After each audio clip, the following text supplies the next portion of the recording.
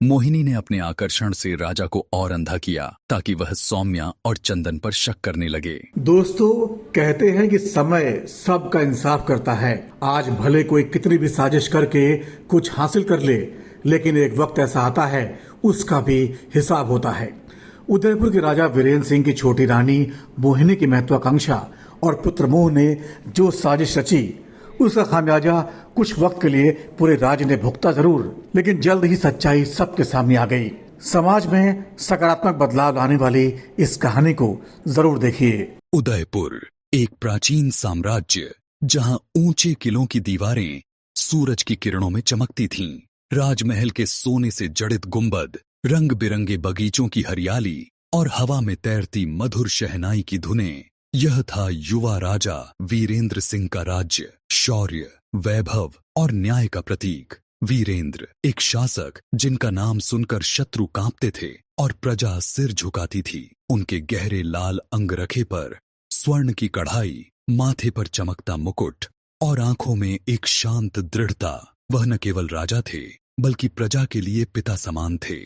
उनकी पहली रानी सौम्या सौंदर्य और करुणा की मूर्ति। उनके नीले रेशमी वस्त्रों में सादगी और आंखों में अपार धैर्य झलकता था। उनके बेटे राजकुमार चंदन की मासूम मुस्कान और शांत स्वभाव महल के हर कोने को रोशन करते थे। एक बार राजमहल में उत्सव का आयोजन था। भव्य उत्सव की रात, महल का प्रांगण दीपों की रोशनी से जगमगा रहा था। शंखनाद और नृत्य की थाप हवा में गूंज रही थी। तभी दरबार में कदम रखती है मोहिनी, एक नर्तकी जिसका सौंदर्य सूरज सा प्रज्वलित था। लाल सुनहरी पोशाक में उसका नृत्य देखकर समय थम सा गया। उसकी आंखों में आत्मविश्वास और चेहरे पर एक मुस्कान। हर कदम, हर थिरकन जैसे जादू बुन रही हो। राजा वीरेंद्र की नजरें उस पर टिक गईं। उनके हृदय में कुछ हलचल हुई जो पहले कभी न हुई थी। यह नृत्य नहीं, एक तूफान का आगाज था। मोहिनी का सौंदर्य, उसकी चाल, उसकी नजरें राजा को मोहने लगीं। वह नहीं जानते थे कि यह प्रेम नहीं, एक अनजान जाल का पहला धागा था। रातें बीतने लगीं और राजा का मन मोहिनी की ओर खिंचता गया। महल की ठंडी गलियारों में, चांद की रोशनी में वह अपने महामंत्री से बातें करते हैं। राजा को लगता है कि वे मोहिनी के प्रेम में खो रहे हैं। मोहिनी की एक झलक उनके मन को बेकरार कर देती थी। उसकी हंसी, उसकी बातें जैसे मधुर संगीत राजा को लुभाने लगी थीं। महारानी सौम्या जो महल की शांति थी, इस बदलाव को समझ रही थी। आखिरकार राजा ने मोहिनी को अपनी रानी बनाने का फैसला किया। एक और भव्य समारोह में मोहिनी उनकी दूसरी रानी बनी। लाल जोड़े में सोने के आभूषणों से सजी मोहिनी ने राजमहल में कदम रखा। अब महल में दो रानी थीं, एक सौम्यता की मूर्ति, दूसरी महत्वाकांक्षी। राजा का मोहिनी के प्रति प्रेम गहराता गया। वह उसके साथ बगीचों में लंबे समय तक टहलते, उसकी कहानियां सुनते और उसकी हर इच्छा पूरी करते। मोहिनी की चतुराई और आकर्षण ने राजा को इस कदर बांध लिया कि वह सौम्या और चंदन को कम समय देने लगे। मोहिनी की हंसी में एक जादू था, पर उसकी नजरों में एक छिपा हुआ मकसद भी। वह राजा को अपने होने वाले बच्चों के बारे में बातें करती हुई लुभाती। मेरे पुत्र बलशाली होंगे, साहसी होंगे, वह कहती, और राजा उसकी बातों में खो जाते। महारानी सौम्या जो कभी राजा की सबसे करीबी थी, अब खामोशी से अपने कक्ष में समय बिताती। उनका हृदय टूट रहा था, पर वे चुप रहीं, क्योंकि वे जानती थीं कि प्रेम जबरदस्ती नहीं पाया जा सकता। समय ने करवट बदली। नई रानी मोहिनी को जुड़वांव पुत्र हुए, यश और विक्रम। दोनों साहसी, बलवान, पर स्वभाव में उग्र। महल के बगीचों में अब 3 राजकुमार खेलते, चंदन शांत और विचारशील, और मोहिनी के पुत्र यश और विक्रम जो हमेशा जीत के लिए बेताब रहते। खेलों में ही उनके स्वभाव का अंतर दिखने लगा। चंदन सबको साथ लेकर चलता, जबकि यश और विक्रम को केवल शक्ति और श्रेष्ठता का गर्व था। धीरे धीरे तीनों राजकुमार युवा हो गए। कहानी में असली मोड़ अभी बाकी है, इसलिए वीडियो को अंत तक जरूर देखिएगा। अब दरबार में चर्चाएं होने लगीं। उत्तराधिकारी कौन होगा? कुछ ने चंदन की बुद्धिमत्ता की प्रशंसा की, तो कुछ ने मोहिनी के पुत्रों के साहस को सराहा। मोहिनी यह सब सुनती और उसकी आंखों में एक चिंगारी भड़क उठती। वह नहीं चाहती थी कि उसके पुत्र सिर्फ राजकुमार बनकर रहें, वह उन्हें सिंहासन पर देखना चाहती थी। एक अंधेरी रात जब चांद बादलों में छिपा था, मोहिनी ने अपने कक्ष में महामंत्री को बुलाया। मोहिनी की आवाज में मिठास थी, पर उसकी बातें जहर से भरी थीं।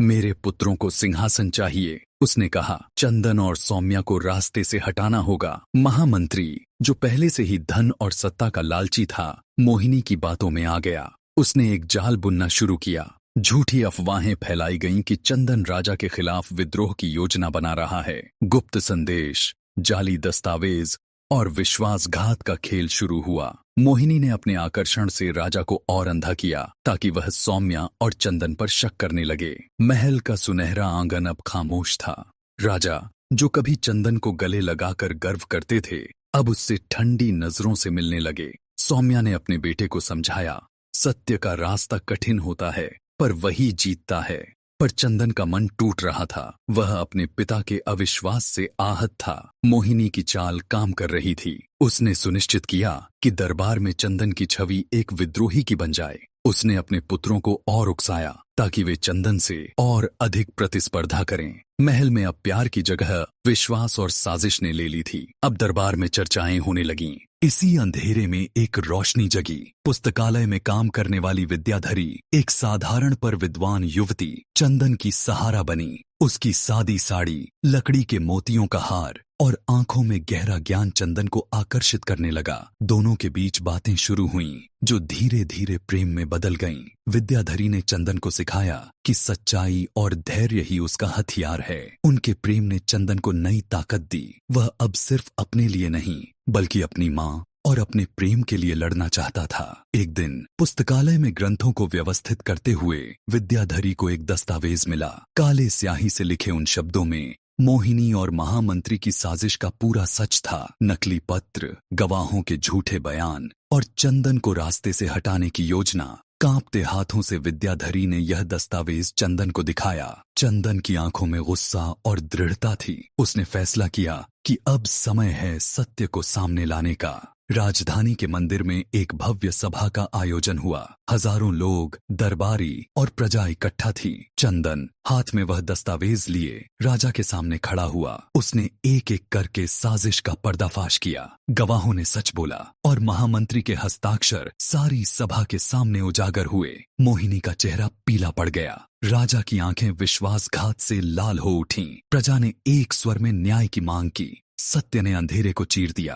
कहते हैं ना, समय सबका इंसाफ करता है। इंसाफ का समय आ चुका था। न्यायप्रिय राजा ने नई रानी मोहिनी को महल से निष्कासित कर दिया। दोनों बेटों यश और विक्रम को भी शिक्षा दिलाने के बहाने महल से दूर भेजा गया ताकि वे अपने स्वभाव को सुधार सकें। अब राजकुमार चंदन को उत्तराधिकारी घोषित किया गया। विद्याधरी, जिसने सत्य को उजागर किया, उसे राजा ने अपनी भावी बहू के रूप में स्वीकार किया। महारानी सौम्या की आंखों में फिर से चमक लौट आई। महल में फिर से हंसी गूंजने लगी। बगीचों में फूल खिल उठे और दीपों की रोशनी ने अंधेरे को हमेशा के लिए मिटा दिया। यह कहानी हमें सिखाती है कि प्रेम और सत्य ही किसी राज्य का असली आधार हैं। तलवारें और मुकुट क्षणिक हैं, पर सच्चाई अमर है। राजमहल फिर से वैभव और शांति से भर उठा और इतिहास ने इस गाथा को स्वर्णिम अक्षरों में अंकित कर लिया। तो दोस्तों, ये कहानी आपको कैसी लगी? अपनी राय कमेंट बॉक्स के जरिए जरूर रखिए।